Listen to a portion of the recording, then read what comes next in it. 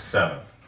28th, bro. End of the Really? going into the end of the first quarter here. Is it really? 28th? Yeah, 28th. Yeah. For real? Swear. I thought tomorrow was 28th. It's today, my friend. Is Look at that. Look, 28th. Oh, there you go. yeah. It's the 28th. Guys, what's going on? Welcome to the Absolute ATM Show. Fourth podcast. We're going to be talking about events. So, as much requested, got a lineup of videos and audios that we need to do.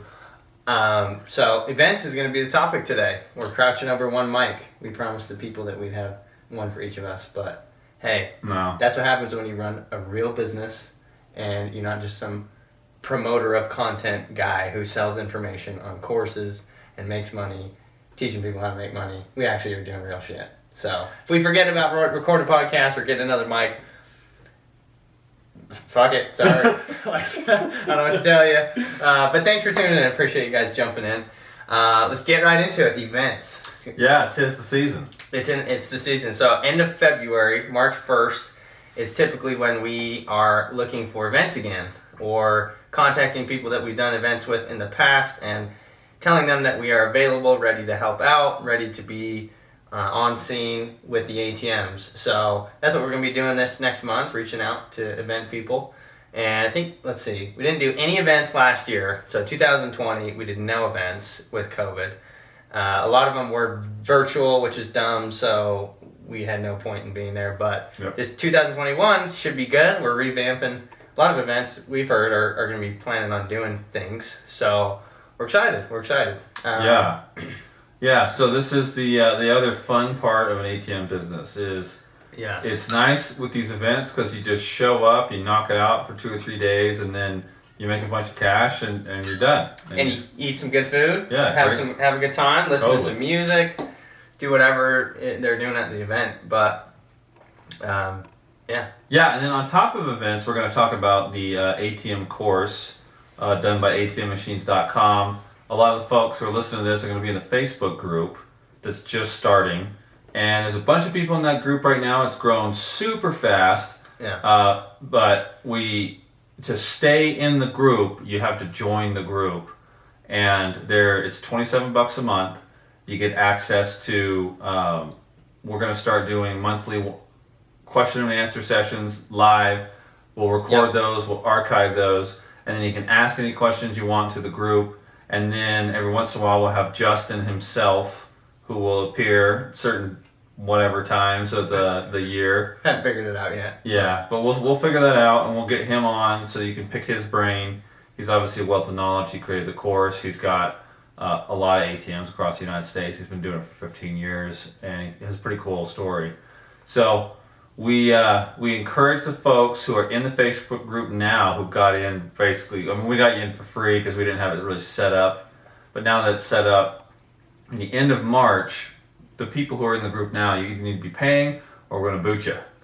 Yep. So if you want to start an ATM business, it's a great group to plug into. If you want to be successful, you always want to plug into a network. And with these Facebook groups, especially ours, it's really great because you have access to the knowledge base.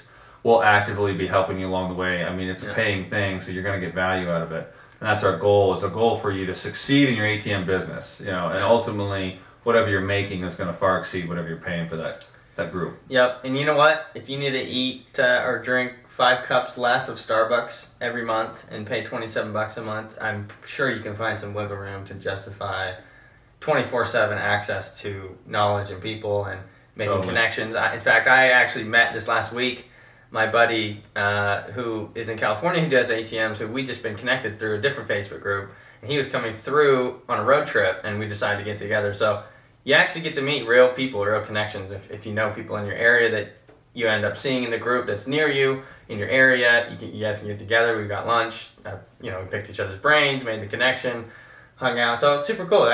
Things like that can happen, which are really powerful, in person. So there you go. Definitely go check that out, guys. We're gonna be building it up here, as Dustin said. So yeah, there'll be a link in the Facebook group. If you're in the Facebook group, you'll see a link. We'll post this video. There'll be a link in the post or after the post. That'll be a link to sign up for the course. That'll be a link that will eventually send you to join the Facebook group. Yep. Paying for it. So it'll all be there. And you got to the end of March to do that before we start booting folks who aren't paying. it'll definitely be worth your time if you're serious about an ATM business. Yes, absolutely.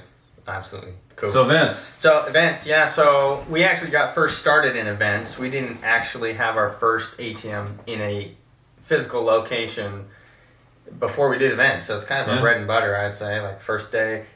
Funny story is Dustin was actually out of town on the day that I landed and coordinated and set up the event, which was like within 3 days. The event coordinator got back to me and said, "We want to have you." Dustin was out of town. Shat myself. And then I thought, okay, I got to make this work, you know. And that was even a couple days before that was when we just got our first machine. I didn't even know how to program it. Shout out to Justin Finn, who, you know, helps us all the time with everything. And so we kind of have figured it out, I think, trial and error. So we want to go over that. So events, a lot of people, first thing that we get asked is, how do you branch into mobile events? Well, if you have ATMs that you can either pull out of a location and use for events, or are planning on buying more ATMs, you know, around spring, summertime, and you can use those for events throughout the summer and then place them after the winter. That's typically what we do. We like to buy new machines or, you know, get machines for events, and then after the event season's over, in Utah we have brutal winters, so we can't do them all year round, especially with COVID, but we just place them after the summertime. So I would say, what was I going with that? You got to keep me on track here. Yeah. So how do you find these events? Yeah. How do you actually branch in?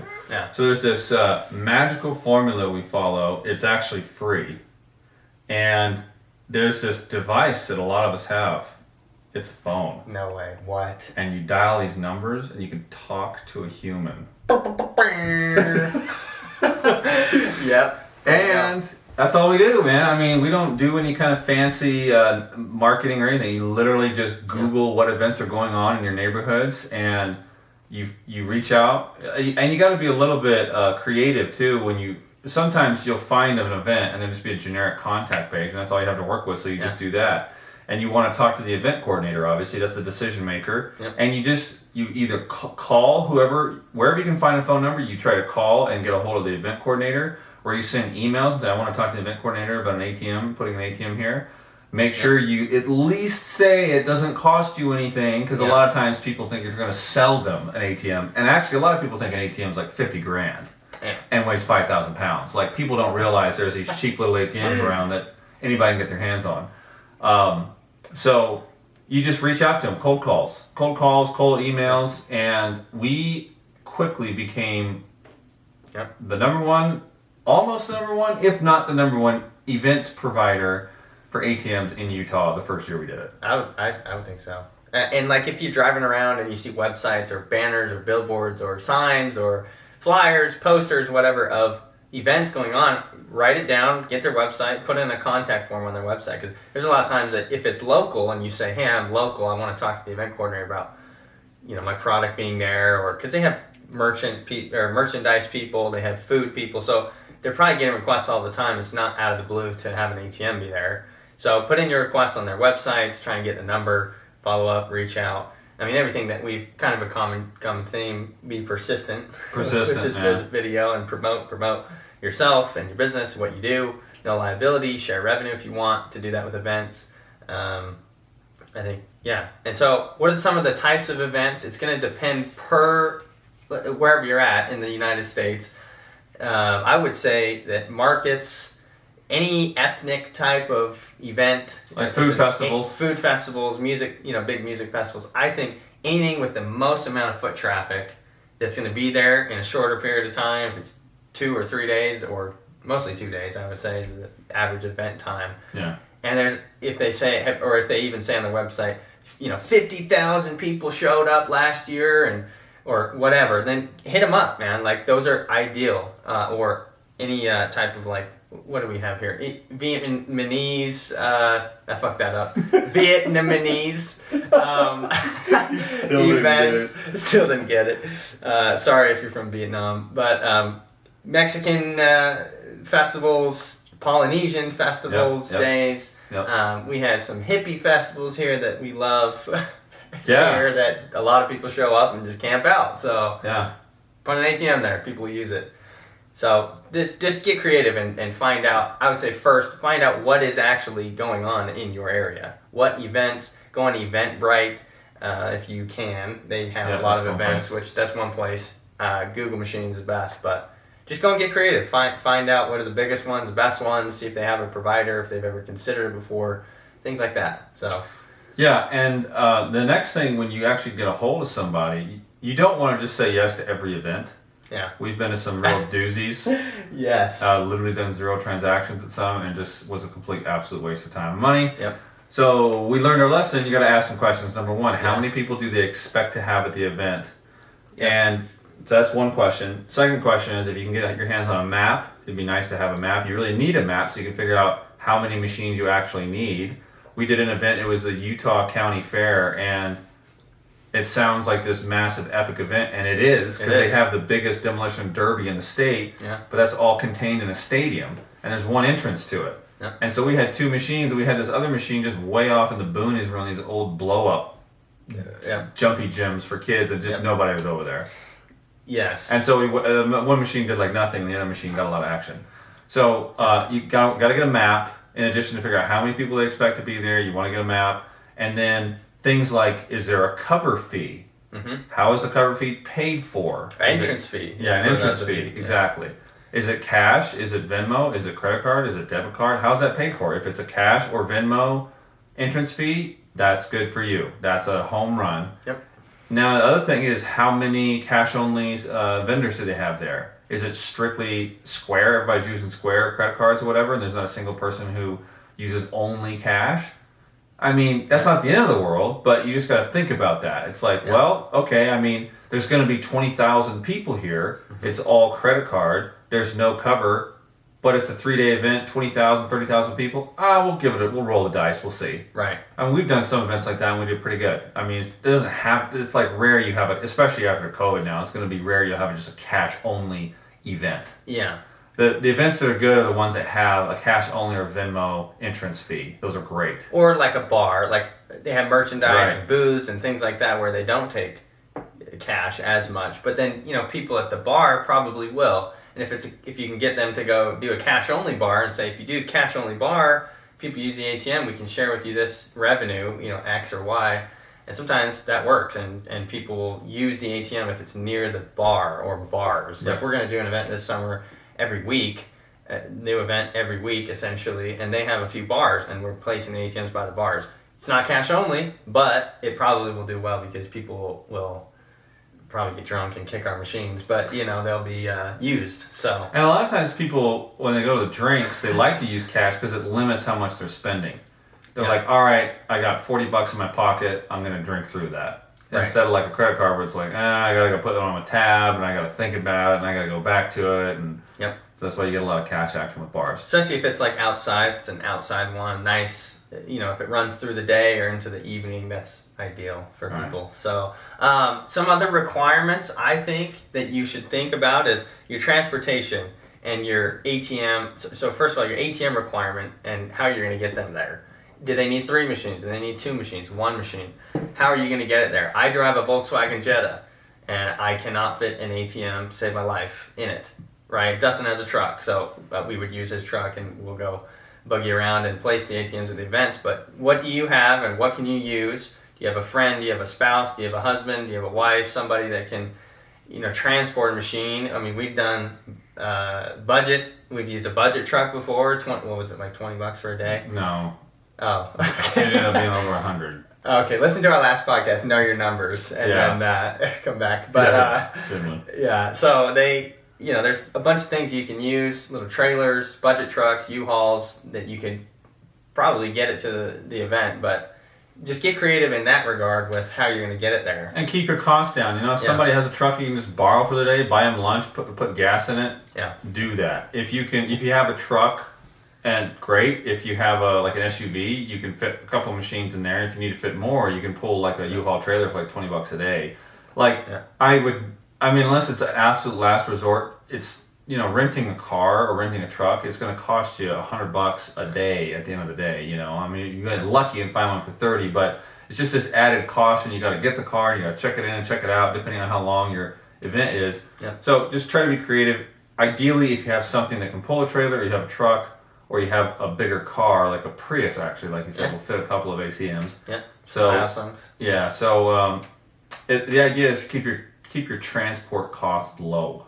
Yeah. Because you can spend $200 or $300 easily just on moving ATMs around, and then you're just burning through it. You don't need to do that. Yeah, and like this Utah County Fair, it was 40 minutes away, and it was for 3 days, and it didn't do jack shit. So we essentially, it's like as you're testing out these events, you'll find what works, what doesn't, what it looks like if you need to drive. I made 16 trips. I remember. That was one of our first events. One of our first, and we just said yes to everything, and yes, we'll do it. So these are good things now that we can touch on that people. But the other thing, the reason that event didn't do so well, this is another topic to think about. Yeah. And it's kind of jumping forward, but when you have your machines there, okay, so in addition, you've got let's say you've located your event, it's got a lot of people coming, it doesn't have a cover or entrance fee, that's fine, but there's going to be a lot of people, and you got a map, and so you need, let's say, one machine. You got transportation lined up, now what do? So number one, you got to make sure you have power, and it has to be clean power, because usually what happens is they plug like 50 food trucks into like just one box. Or a generator. Yeah, or a generator, and stuff's going everywhere. Like power's surging and everything, it's all wild.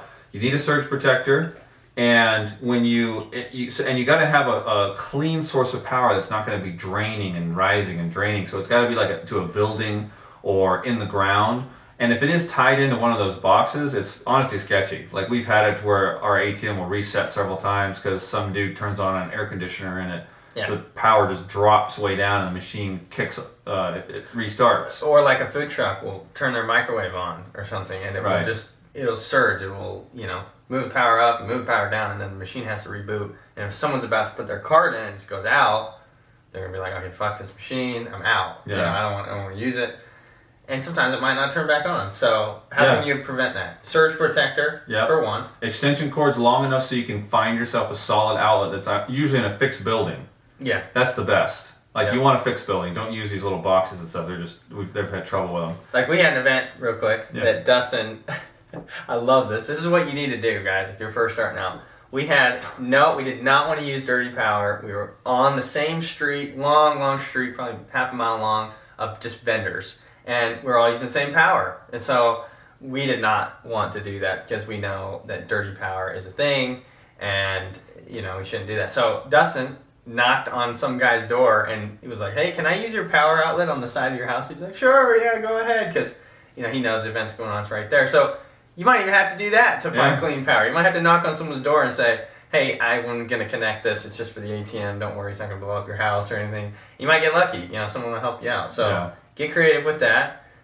If you have any sort of other generator, backup power, battery that that's the other thing. Or can use. You can use a car battery or like a boat battery, and you put it in the bottom of the ATM, and you have a little inverter. Yeah. And you connect a couple of clips on it, and that inverter will convert that battery power to just like wall power, so you can then plug in your ATM there, and that'll usually last you all day long. You have to recharge it every once in a while, but that's like last resort. If you have no power whatsoever, you can use a battery and just put it in the bottom of your ATM. And those are pretty heavy too, so we're going to talk about how to secure these machines at some events.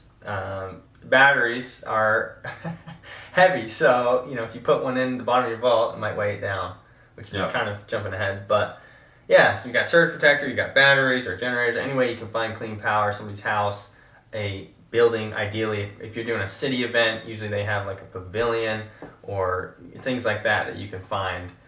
So extension cords reaching long enough. What else on that? That's pretty much locks, like security. You talked about security. So we brought these giant stones, like these big concrete blocks, and we would put like several bike locks through the machine, through those blocks, just to add like 100 or 120 pounds or something to the machine. Yeah. So the machine becomes like a 400-pound problem. I mean, it's some guy just busts through the gate and he's got a giant truck. He's going to take your machines, but he's probably taking down some tents along with him, so there's a little bit of security you can do there. Other things are you got to protect the machines from weather. Yeah, you can't just throw a couple of them in the middle of a field and get on with your day. When they sit in the sunshine, they're hard to read the screens. Number two, if it rains, obviously that sucks for an ATM. So we have these canopies. You want to protect the people somehow. You can get a canopy, and there's a bunch of different kinds out there. I would advise you to start cheap but sturdy early on.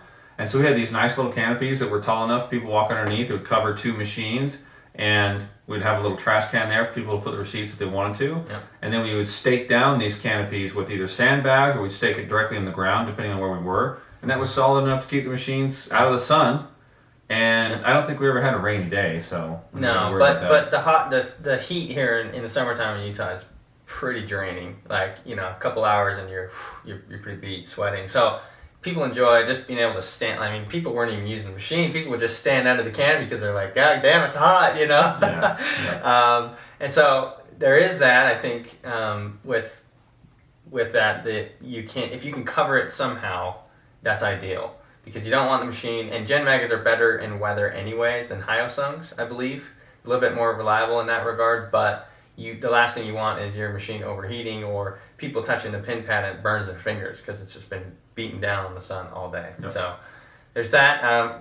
What else on security? I mean, we haven't yet used an enclosure for our events. I don't think we have really needed to. But we pull the cash out every night. Yes, and I was going to ask you on that. What would you do if you had an event that was 2 days and you had to leave the machine there overnight? I'll take the cash out. Okay. Take the cash out and you put some blocks, chains and blocks, or if you're near a fixed structure, you could chain it to something. Mm-hmm. That's always good. Mm-hmm. But if it's just freestanding in the middle of a field, you got to check out security sometimes if there's no security. But if it's just not protected at all, and it's totally open to the public, and any old bro can show up at 2 o'clock in the evening, I mean, you might consider removing it at night. Yeah. But if it's like behind gates, yeah, okay, your chances of theft are lower. You know, and it just depends. If there's 24-hour security, you could leave the cash in there.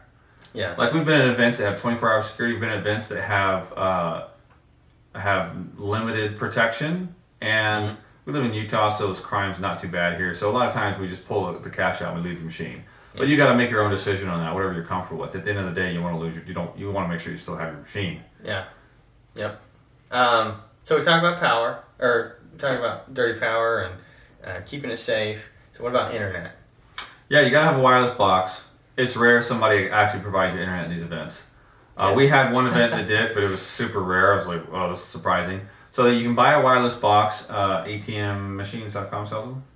Yes, we do actually sell them there. Yeah. So a few other places. Just reach out to us. We'll give you some. And these things just pull a cell signal, and it works. It's great. You can do it anywhere. Yeah. So ideally, if you have a battery or some sort of battery and inverter and a wireless box, you essentially could drop your machine in a field, and people could use it. Totally self-sustaining. It's amazing. You know, it's pretty sweet, and people, you make money from a standalone machine. But people, obviously are more, I think, inclined to think about the security aspect of it. If you are going to drop it alone, or the machines are going to sit overnight, that's probably the number one thing that people think about. So you can use, if you have an enclosure, you can use one like that with puck locks. I mean, what have we used before? We've used like bike locks, chains, concrete blocks, sandbags. I've seen people stack bricks in the bottom of the vault and just add the extra weight. So, and I know that was kind of going back a little bit, but just wanted to get that off my chest. Right on, bro. Guys. What else? I think one of the last things to talk about is the transaction. Oh, there's one more thing after that. Oh, cool. Go ahead. So you charge a little more at these events because it's people, you're usually they're at an event. They're not necessarily right next to a bank. And so you're going the extra mile to give them the convenience of cash. So you don't charge as your normal $3. You charge $4, $5. Yeah. That's usually what it is, $4 or $5. Yeah. And then as far as what you have to share with the event coordinator, it just depends. Some event coordinators, we give them like 25 cents, and they're like, oh, whatever, I'm just glad it's free, thanks. They don't even care if they get any money out of it. Because at the end of the day, they're not going to get a ton of money out of it anyway. I mean, they're going to make their money on people showing up, people buying food, people buying their merch, doing their shows. So like we have this one event we're doing every Sunday all summer long, and it's a pretty competitive event. A lot of other ATM providers try to go after it, and we got it by just offering to split it 50-50. We're charging $4. We're going to split it 50-50. Might even try to squeeze out $4.50. Hey man, there was like there's almost 200,000 people that went through last year, so we could justify that, right? We're gonna try it out, see how it works. And there's a cash only bar. There's other stuff. Yeah. So that's surcharge. Well, yeah. So on that, since we're talking about surcharge, the number one, we should have talked about this at the beginning, but the number one requirement absolute must Yeah. requirement that you Oh, need yeah. for events is cash. You will need more cash at events. Reason being is when you have more people coming through one, let's say it's just a 2-day event, let's say there's 100,000 people, 50,000 people that are going to show up there. Well, that's 25,000 people. If you just take 1% of that people are going to use it, that's a lot of transactions that you're going to have, let's say. And so your cash requirement is going to be way, way bigger. So I was hoping you could touch on that because Dustin's been more involved with getting the cash need that we need for each event, I would say. Right? Yeah. So this Go is the thing. Like when you have a location, you can squeeze by with like recycling $1,000 every few days, and you can meet that machine's needs. But let's say the event is on a Friday and a Saturday. Yeah, So you so- can't go to your bank the next day as you normally would to get cash to restock the machine. So what do? Yeah. So with an event, you're right. Yeah. What happens with the ATMs is they'll replenish your bank account every day, except for whatever's withdrawn on the previous day. The next day, that amount will show back up in your account. And so what happens with these ATMs is on a Friday, whatever's happened on Friday and Saturday and Sunday doesn't get put back into your bank account until Monday. Or Tuesday. Yeah. Or Tuesday, yeah. So you don't have the ability to just run back to the bank and like pick up cash on Saturday. You can't do it on Sunday, and Monday the event's over. This is a lot of cases. It's not every case because some events are longer than this and you can replenish, but you can't replenish any event on the weekend. So what you have to do is you have to get a lot of cash, and it's not just like, well, let me get $2,000. You got to get like the numbers we're talking about is if you're doing an event that's going to have more than 10,000 people at it, you need to have like an absolute minimum of like 10 grand to make it through the weekend, and that's really minimal. And that's just bulk cash. That's vault cash. Yeah. This is what you put in the machine. Ideally, you're ready to go into each of your events. Now, events that have like hundreds of thousands of people, that's different. But events that have like less than 30,000 or 40,000, or maybe less than even 50,000, in Utah, we've been able to get by with about 35 grand. Yeah. Like we went through like a little more than 30 grand one event, but other than that, 35 grand will float us over the weekend for these events. Now, some people might be thinking, "Holy moly! I don't have 30 grand laying around, 35 grand." If you do, great. If you have 50 grand laying around, all the better. 70 grand, all the better. If you have that kind of cash, that'll just make your life way easier, and you don't have to worry about whether or not stuff's going to just run out over the weekend. And you could even potentially support multiple events if you have that much cash. But if you don't have that cash, have no fear. There's a couple of ways to get it. What we did is, in a combination of just using savings, there's lines of credit you can get. A line of credit is like you go to a bank, and you say, I want a line of credit for $5,000. They basically say this is a credit card, but it's with a check. And so you can write a check for $5,000 and loan yourself $5,000 for the weekend, pay it back on Monday. You pay like a tiny percent of interest. You might pay $50 or $60 to borrow that money from yourself. Yeah.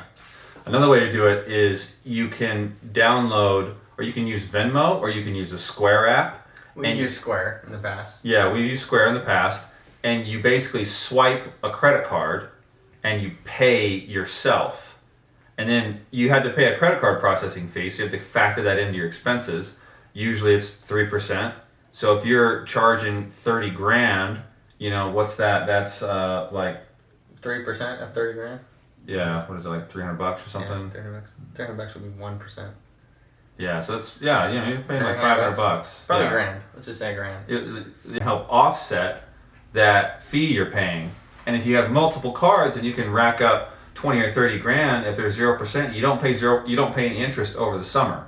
And you basically withdraw that cash once, you recycle it through your events, and then at the end of the event season, you pay yourself back. Mm-hmm. And we ended up only having to fork out maybe like $300 to borrow that cash. Yeah. So we did pretty good. But we made in surcharge, right? Oh, well, X times 10 or whatever. Yeah, it might be. Like 7 or 8 grand in surcharge. It's worth it. It's worth it. Yeah, exactly. Like it's a small fee to pay to make sure you have access to the cash so you can support the event. Yeah. We can talk more about that. That's the ultra fast version of how to do an event. But you got a lot of the nuggets there. Yeah, I think we touched on a lot of the essential things that you should at least consider for you if you're going to do your event. Because I know a lot of people are going to start asking us pretty soon, event, what do I do? How do I find them? So hopefully this will address a lot of your main questions, main concerns. Yep. And yeah, hopefully they all across the country. You know, if you're seeing this is currently post. Are we still in the pandemic? Would you consider pandemic still? We don't know what's going on right now in politics or the world, but hopefully this summer across the board for everybody, we can do events and festivals and things like that again. Boost the morale of our country, honestly. And those of you wondering what LFG stands for, I'm going to show you. It stands for Let's Fucking Go. Okay. So if you're on the audio, you won't see that, but LFG is my buddy's brand, and I'm just a hype man. I'm just a hype man. That's right. All the time. So there you go, LFG. Yeah, I think that's kind of everything. I just wanted to, someone's going to ask, somebody will, so thought I'd address it to everybody. You know, That's great. Yeah, cool. Fantastic. Well, stay tuned for more. Follow us on Instagram at Absolute ATMs.